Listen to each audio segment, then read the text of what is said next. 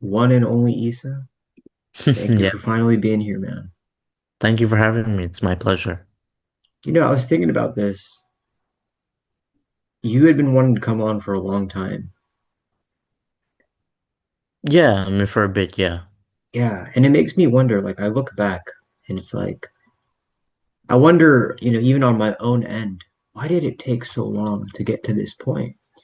And there's a lot of things in life where it's kind of like that, where a person wonders, why did it take so long to get to this point? Have you had experiences like that before? Yes, there are a couple times where, in my sense, I look at things happening a bit more later than what I wanted for it to happen. But then, I take it in a positive light. I think about it and be like, it's probably the qadr of Allah. It was probably not meant to happen at the time that I was wanting it to happen. Probably it was maybe not beneficial enough for me at that time. So I take it in the lens that, that when it does happen, if it does end up happening, it was the proper time, and this probably is more beneficial for me in terms of where it leads to for me in the future. Yeah, I like that answer. And put simply, I think that's the right answer. That's how I like to think of things that happen later than I would like for them to happen as well. That, maybe it's just not the right time for it to happen yet.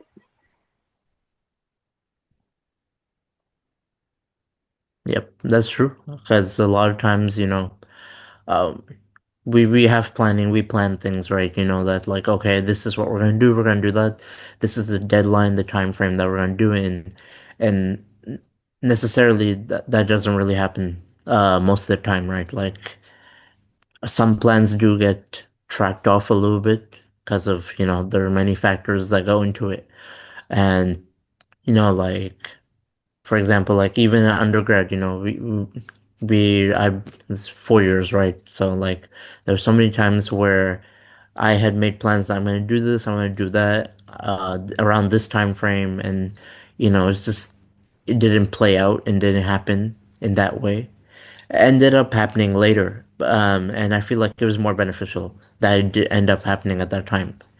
And I'll give an example of that. I run an organization called Cardio Medical. I had joined in my freshman year when it was pitched to me by someone else as an idea. This is going to be a mentorship program, essentially, where we're going to help students who are trying to go into the medical field, right? Whether that's dental, nursing, PA, in whatever format that is, we're going to help them out. And we made progress, alhamdulillah, and we did stuff, and then we had made plans that we're gonna do this, we're gonna do that in terms of expansion and planning, and it just didn't work out, and you know we essentially just went under for a little bit, and unexpectedly, to my surprise, next thing I know, unanimously, I take over and I'm running it, as president, and I look back and I'm like, probably, there's probably a proper way, and there was a reason why it kind of failed in the way it did in the beginning. Before now, alhamdulillah, now, like, I'm happy to report that we're the most successful that we've ever been. We're in positive growth. We have more than 70 students in our program right now, out of which four have gotten their acceptance to MD program, two for DO. Um, Three will be applying in this cycle, so the current cycle that will be starting in the next couple of days for fall 2027 matriculants for med school. Uh, then, so I think time is a very big factor in terms of growth. Yeah, And there is a reason why things end up happening the way they do.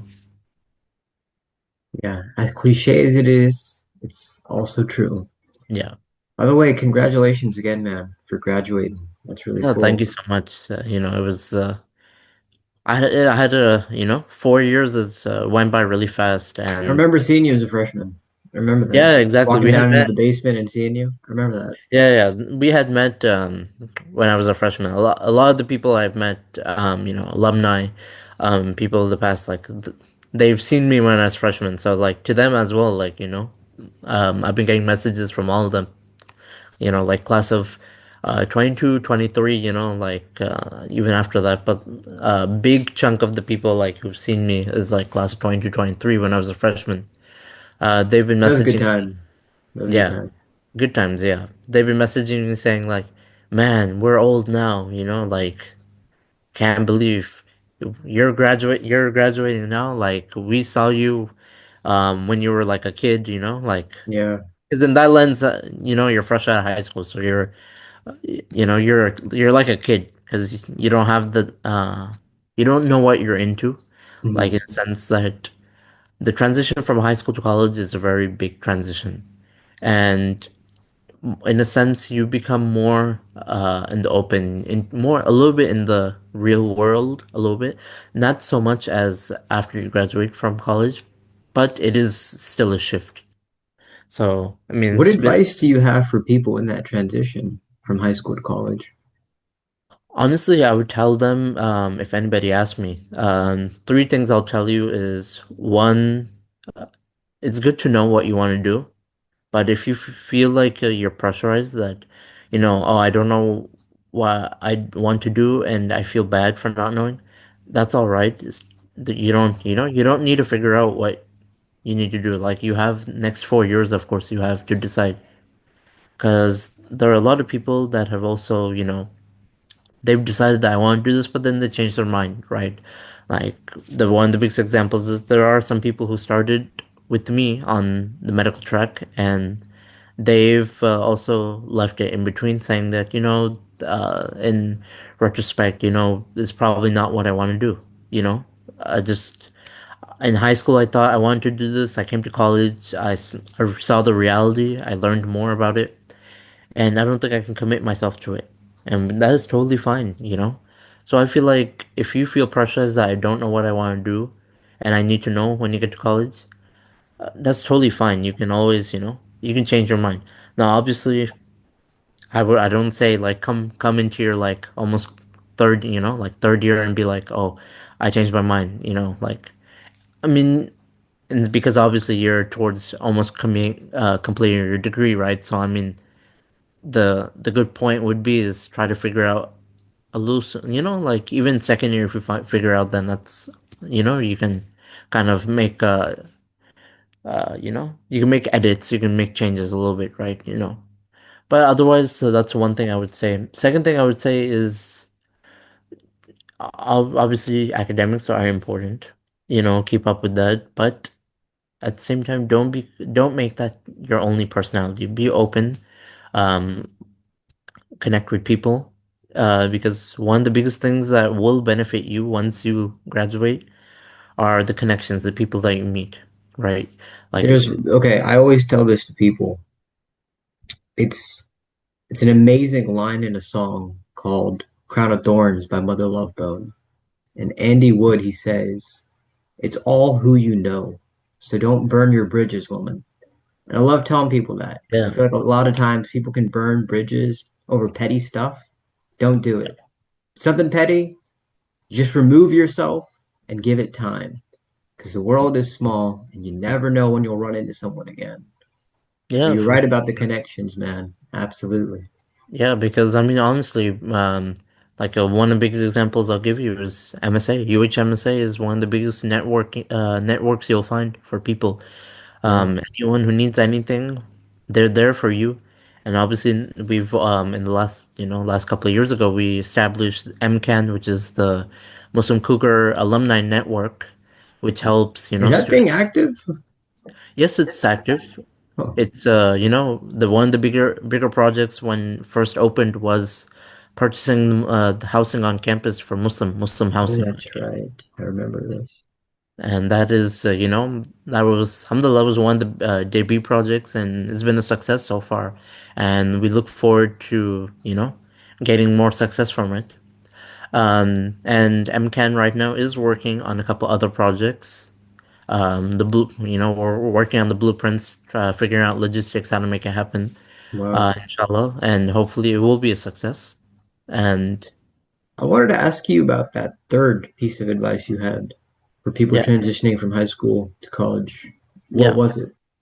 yeah. The third one would be honestly is it's pretty simple. I would say is take care of yourself because I feel like a lot of people they don't really think about like yes, there's so many responsibilities, so much pressure, and in the process, people kind of get burned out, and they don't take care of themselves. I feel like you should also prioritize yourself, take care of yourself, because you are important. You matter. Because all other things, all career plans, those will keep on going. Yeah, that will life moves on. But it's very important that you're okay. You prioritize yourself, so you're able to put the best foot forward of yourself in the real world. Yeah. It's interesting you said that. I think when we're in a K to 12 system and then also college, we kind of look at life in terms of graduation dates, graduation years, and I don't Hmm. think too many of us think a whole lot about past that. But it goes back to what you said about how life just keeps going on. Yeah, Once you like graduate, you realize there's more to life yeah, and there's not like a date to look forward to necessarily anymore. Now yeah. it's just the world and however many years, God willing, you live.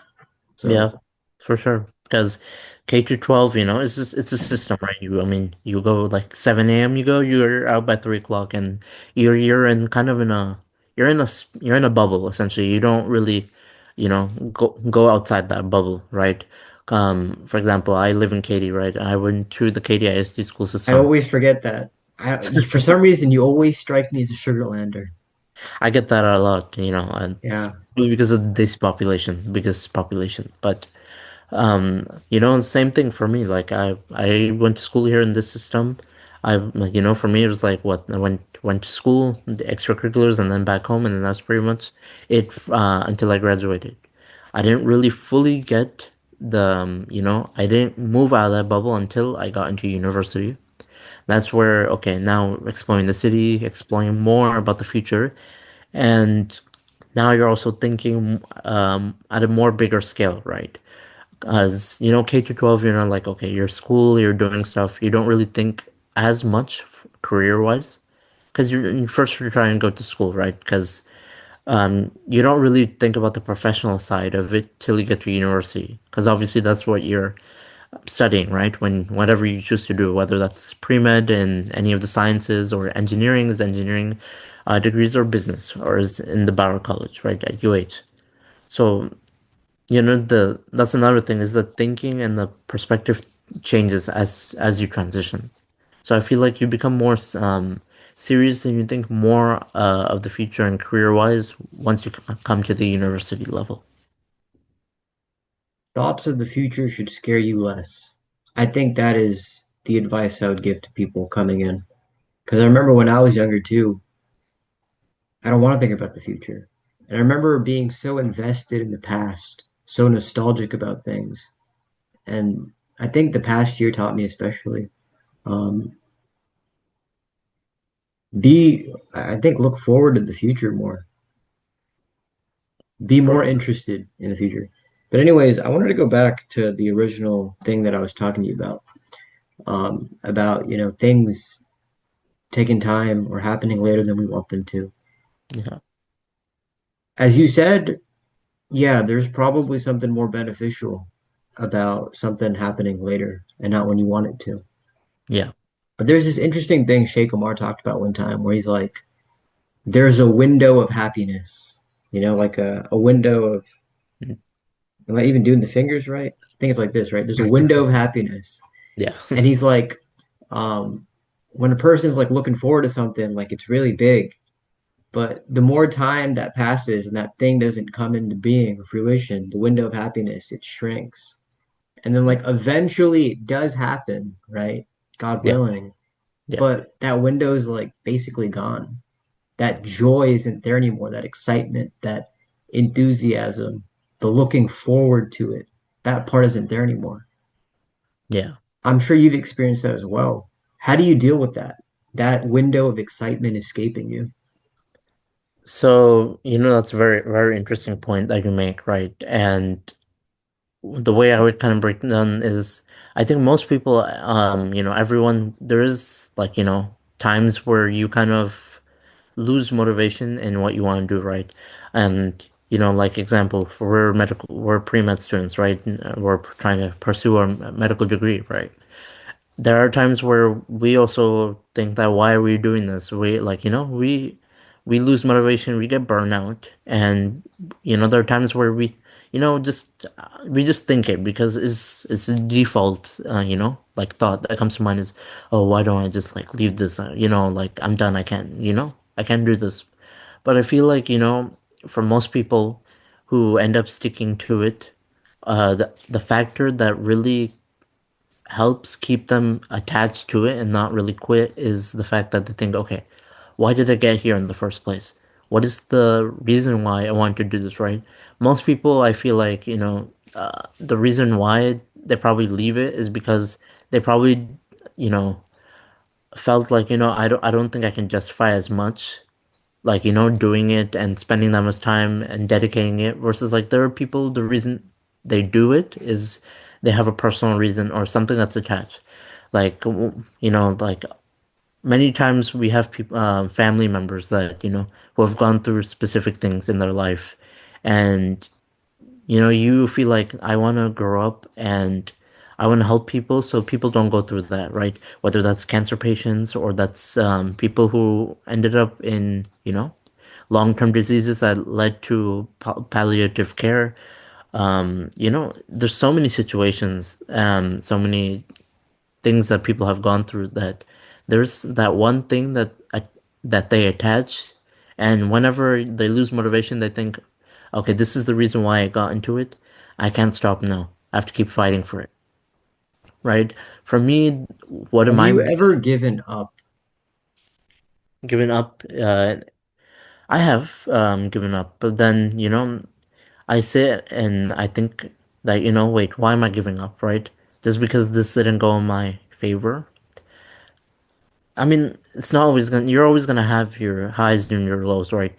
Like, I don't know anyone whose whole entire life has been, oh, I've always had the highs, I've never been through any obstacle or lows.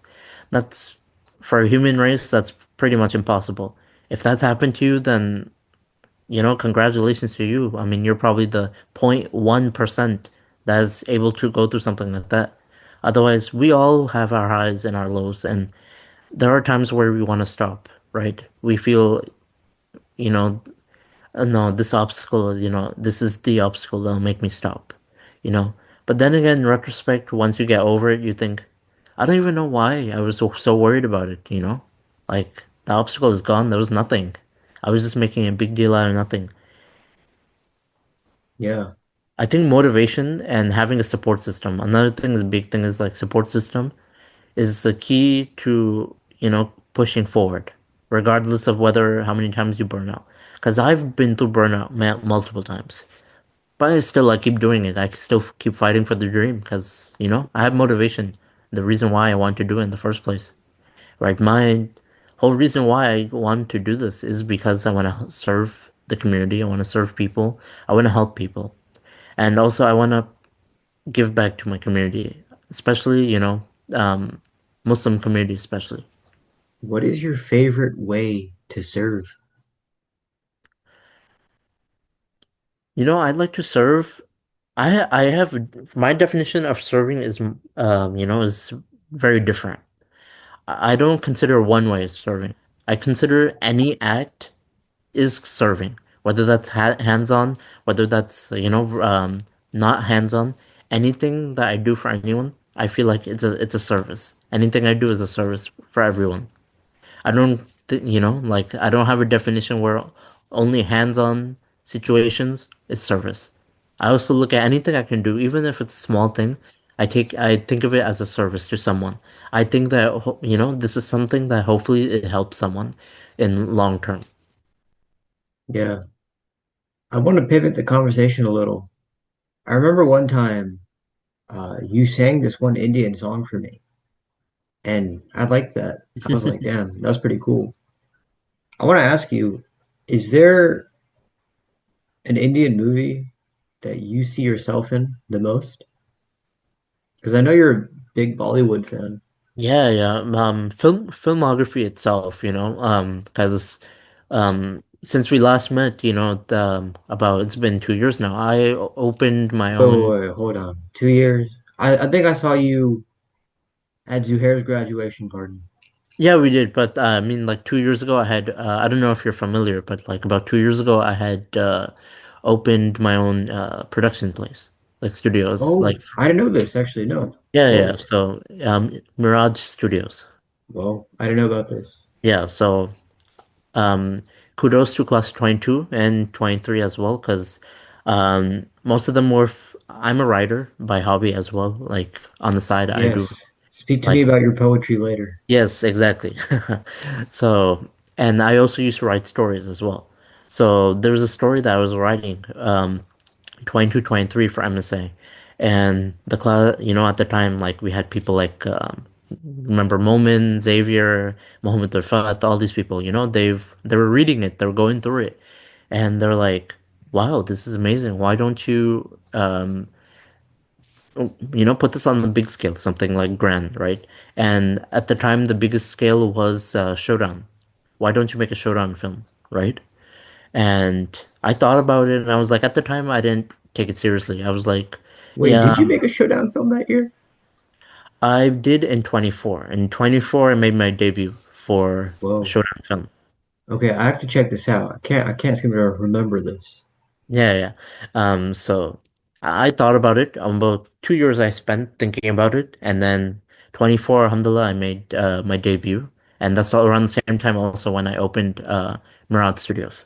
So since then, I've been writing stories, and if I find it capable enough to do so, then I try to make some sort of a, whether it's a like a short film or if it's a, whatever format it is, I try to turn it into a video format.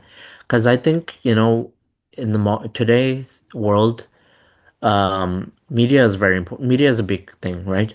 Like media is like a voice to reach the thousands, the even the smallest corners of the world. It's the new book. It's the new book as yeah. My friend Daniel DeVue, he's a filmmaker, and he says it's the painting that moves. And I'm like, yeah, that's a good Yeah. point. And I think that if you want to long term really settle yourself in the hearts of people and also get your voice there, I think media is a good space to do that. So, now moving back kind of to film perspective, right? You had asked me like, what is a film I see myself in? And that's a very interesting question because if you look at the filmography of Bollywood, necessarily it doesn't really have like social topic films, right?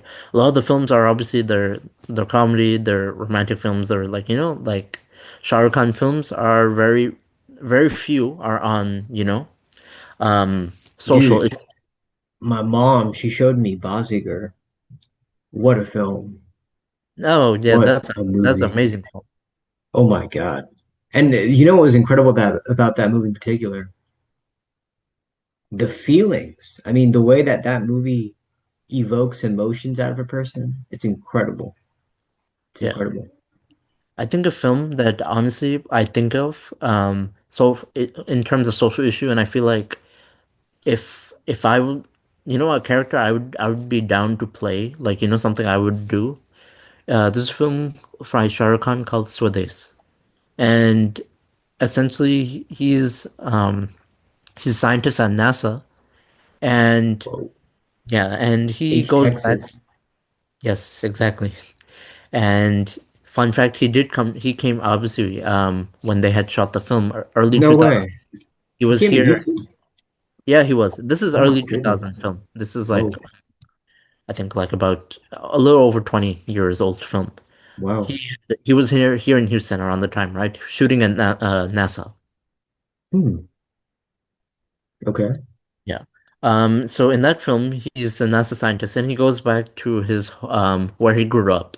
So like a village in India, and you know he spent so many years in America that he kind of forgot the way the village is, the way society is, right? He's very confused that how backward of a society it is back there, right? I come from America where it's so technologically advanced. We're working on things. We're trying to move forward, right? The world forward. Here it's still very back, back forward thinking. They're not really wanting to think about the future and progress. They're very stubborn in their traditions.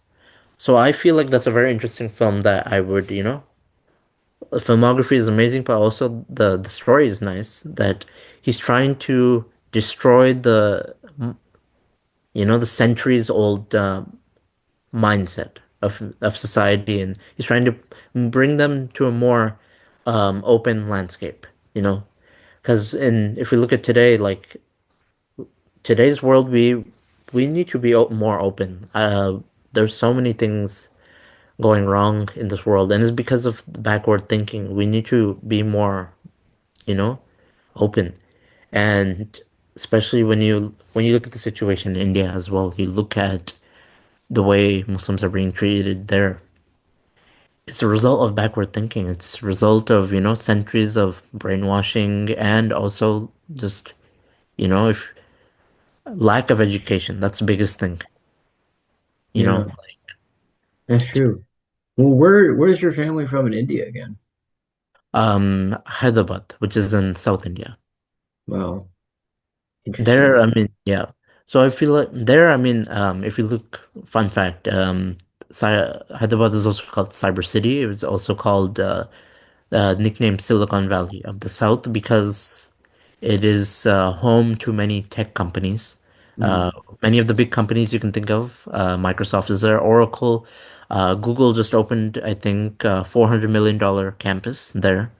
So a lot of these tech companies have their offices there, and so it's very advanced, you know.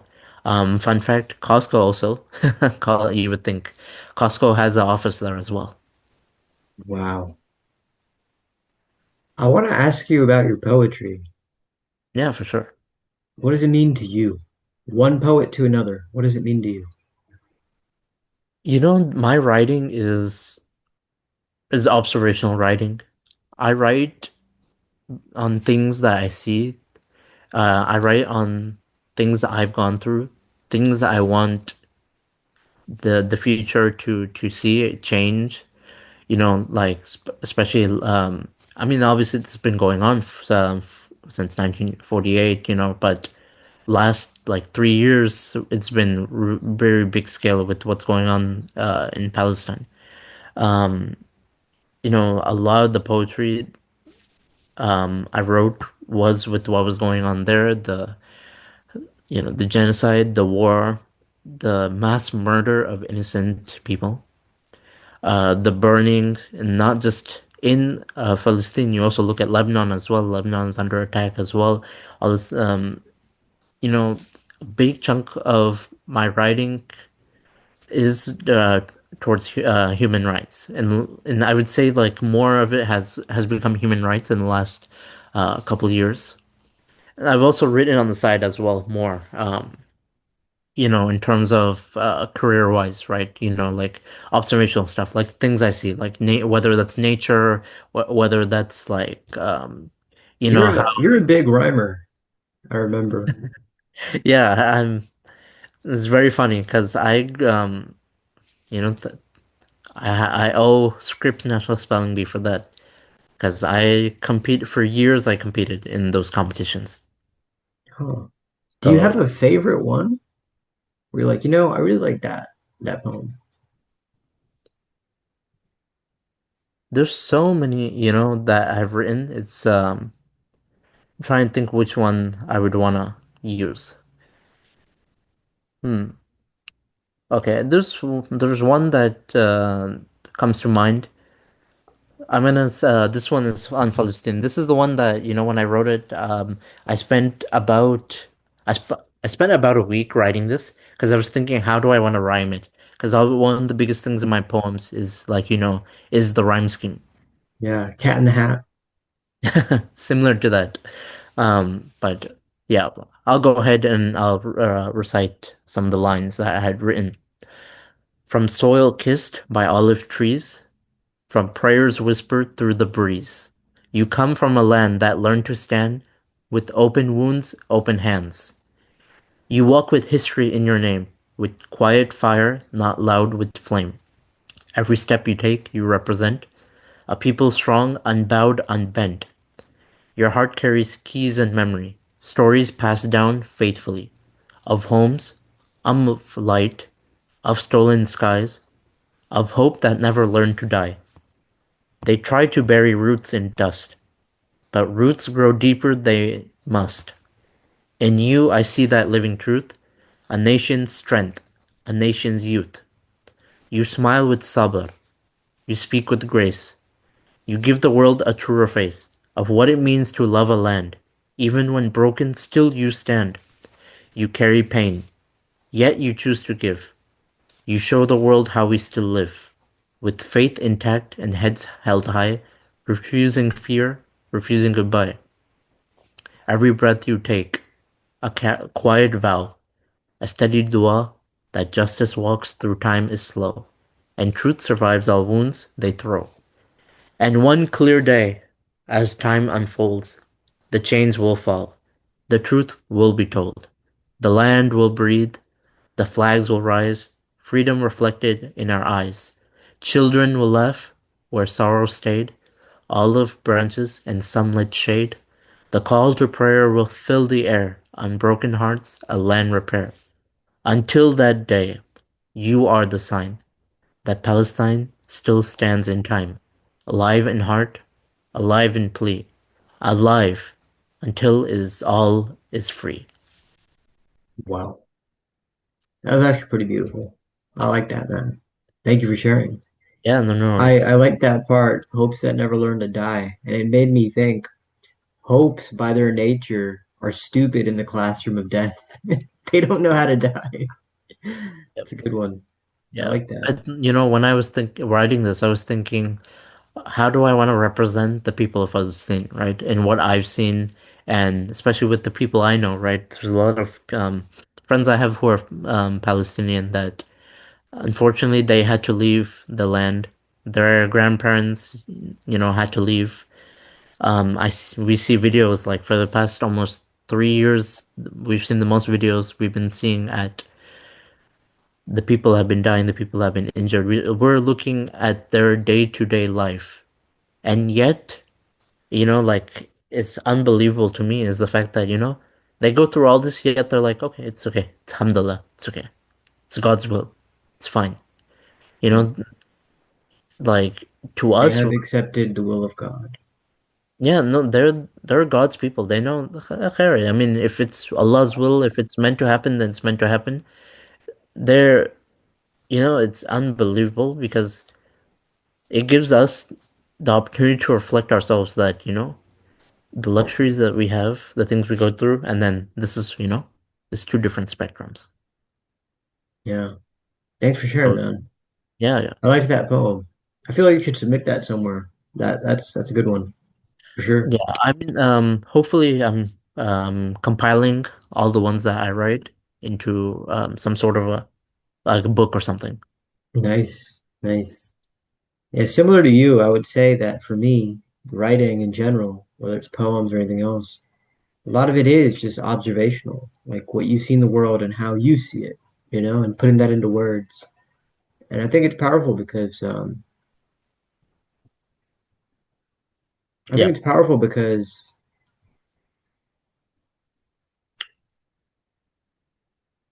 maybe your viewpoint isn't insignificant. Maybe the way you see something isn't insignificant.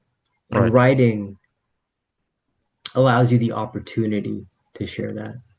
So, yeah. Yeah, writing is also, feel like it's like I had talked about media, I think like writing is another perspective where, it can change lives, it can change perspective, because I feel like writing and media both they kind of intertwine with one another in the sense that media really doesn't exist without the writing. Mhm. Yeah, it's like the DNA in a way. It's the DNA because you can like what is a film without the writing? You can do the best photography, you can do everything, you can do well, the VFX, you can do everything nice. If the writing is horrible, then the film Yeah. doesn't do well. There's no Yeah, standard. it's interesting you say that. I did submit a short film to Showdown. I don't know if you remember it, but it was like literally a black screen, and it was just a conversation between me and Xavier. And I remember the feedback a lot of people gave was that watched it like, "Hey, we actually did really like that." And here's the interesting thing: there was nothing on screen. It was just a black screen, but the writing is what kept people interested. And I Yeah. remember for me, that was like a really profound, like in real time lesson. Wow, that actually hits or communicates with people. So as you said, like the VFX could be great, the photography could be great, all that, but if the writing's just not there, it's just not there. Yeah. Because especially like if we look at Showdown, like I've at this point now, the I've been participating in the film space for about 2 years, and this year I was also managing the all the submissions that UH was giving for films. I was managing that as well. So obviously, pretty sure you've seen Zuhair's film, right? The one he submitted this year. Well, this year was the We All Hurt, right? Is We that the all one? heard, yes, I yeah. liked that one. That was a good one because it really like encapsulated how everybody's got a different struggle. You just can't see it. Yeah, so look, I've kind of gained an insight on how, in terms of submissions and what the judges look at for criteria, right? Because a lot of the films I've seen like past 2 years, I mean, I've been seeing films for 4 years, right? But I didn't really participate in the film space till like about 2 years ago. So what I can say from looking consistently these past 4 years, most of the film work, the shooting, everything is perfect. Like also this right, the places are nice, right? To pick the nice spots to film. But there are points where I feel like the writing, has holes in it, right? You don't really address some things as you should, like situation happens and you don't really fully showcase the character's life story. You kind of fast track it a little bit instead of taking time. Because I feel like sometimes, it's very important to in writing to have flow. Flow in the sense that like, how the way I think about it is, how you're at the beach and you look at the ocean, you see the beach water, how it's flowing and that sometimes you'll see The small. beach water. I love how you refer to the ocean as the beach water.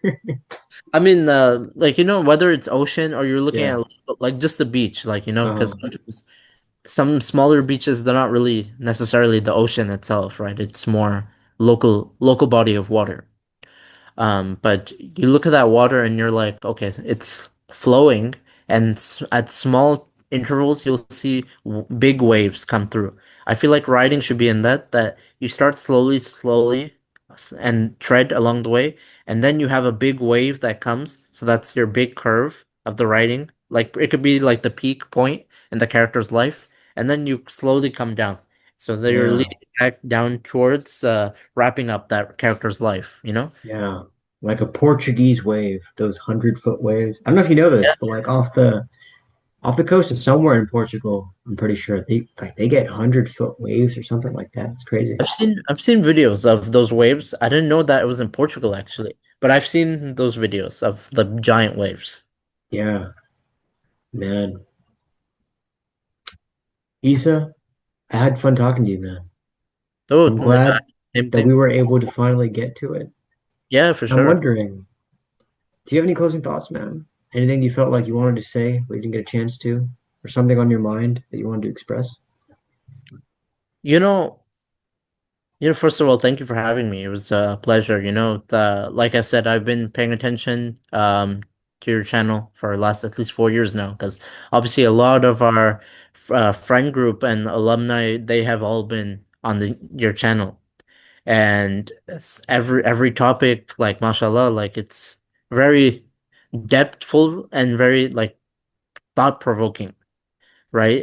It really leaves you with something every time you look at it that, oh wait, I've never really thought about this in this way. Maybe I should start thinking about it in this way. In terms of closing thoughts, I would this for the future generation, because now, right now, inshallah, MSA banquet is also coming up, and I've been told to give a speech as well, so Oh, cool. I'm They got planning steaks for out there this time? it. Oh, maybe. Let's see. I don't. That one year with steaks was pretty good, man. They Yeah. had some good steaks and mashed potatoes. Can't release the menu yet. I have an idea what it is, but gotta keep it on the down low. But honestly, I was planning to in that speech and today as well. My message would be to the next generation. The next generation that you know, you it's very important to take care of yourself. In the sense, I would say like yes, complete your career goals, do what you aspire to do, but also help other people, right? Yesterday in graduation, Dr. Renu Kaur, who was our chancellor and president of the University of Houston, she said that yes, go make your millions or billions and donate it back, but when you climb that ladder of success, don't climb it alone. Take one person or take multiple people with you up that ladder. So for the next generation, I would say is help as much as people as you can, because you never know how effective it will be. Now that I've graduated, alhamdulillah, now the next initiative would be like, obviously now pursue the MD track and then become a doctor, right? And then serve the public. But whilst I'm in the process of doing that, another way I will be serving the public will be still through cardio medical. I'll be mentoring the next generation of doctors, so dental, nursing, PA, any health professionals, students who are wanting to come into this field. I'll be helping them, giving them the proper advice that they need to come reach the point that I have I'm standing on right now. I will in the future as well. And to those who me and my team have been able to bring to this moment, right? Like, alhamdulillah, we've gotten students with MD acceptances. We have dental, we have PAs. One of them, he just got into nursing. He's a board member for us. He was working in our nursing department head. He got into nursing at UT Southwestern. And to those who don't know, UT Southwestern is very hard to get into. It's a very hard program. It's very competitive. I think believe it's also a private university, so that makes it even more harder. And fun fact, if you did not know, Sheikh Yasser Qadhi's son is studying at UT Southwestern for his MD degree. So fun fact Damn, for that. dropping Easter eggs. Yeah, fun fact for that as well, if you did not know that. Um, Shout out Omer, eh? yeah, shout out to Omar Qazi. Um, but yeah, I think the main message would be serve the people as much as you can, because the next generation, us and next generation, we're in charge of the world. We have to take care of this, because now as the older generation is, leaving, they're gonna pass the torch to us. So now we have to take care. And what I was gonna say, in my speech at banquet, I'm gonna use it here as well. Remember, you're not the owners. You're the caretakers of this samana. This world is not ours. We don't own this world. We're just the caretakers of it. Allah owns this world. He owns the universe. He owns everything. We're just taking care of it on His behalf until the day He calls us back. Oh, that's cool, man.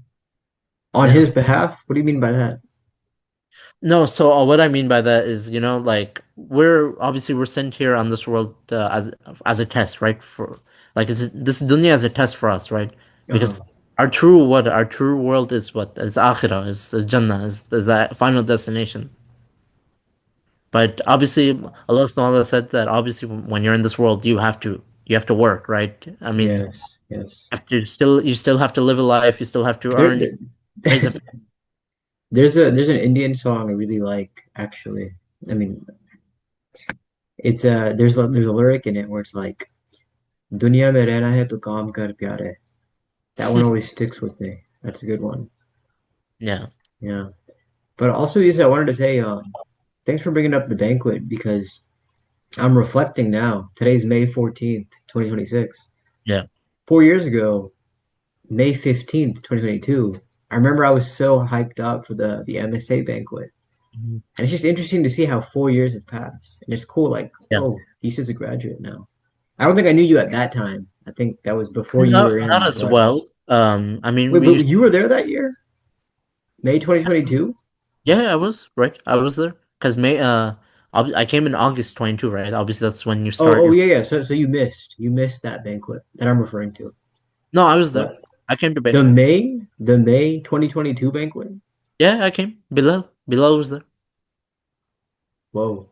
because Bilal was president for 2 years, right? So I was there. So you just showed up as like a high school person. I mean, yeah, I mean, like the MSA had told, they told me, oh, there's this thing called banquet, you should pull up. I thought, okay, Whoa.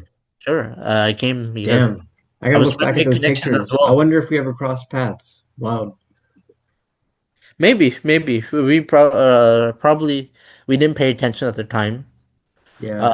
we probably did because I've I've I've been consistently going to banquet every year because I It's went a good first. time. Yeah, Banquet's a good time.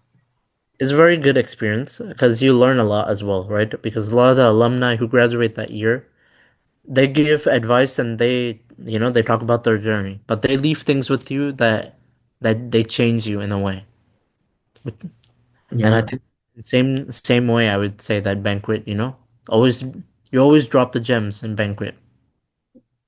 Now, Yeah. like now I think about it, it's crazy. I used to sit in the audience and listen. Now I'm given the opportunity where people are gonna sit and listen to me now. Incredible. Incredible. Yeah. But yeah, Issa, good talking to you, man. Same Until here. next Thank time, you eh? for having me. It Yo, was of absolute pleasure. course. Thank you for the kind words. Yeah. Yeah, Take no worries. care. You too as well. Hopefully, we can do something in the future. We meet up. Yeah. Yeah. So that was Maybe, it, man. What maybe did you think? you can also pull up to one of my films. That's who knows. Yeah, you never know. Yeah, I Yeah. appreciate that.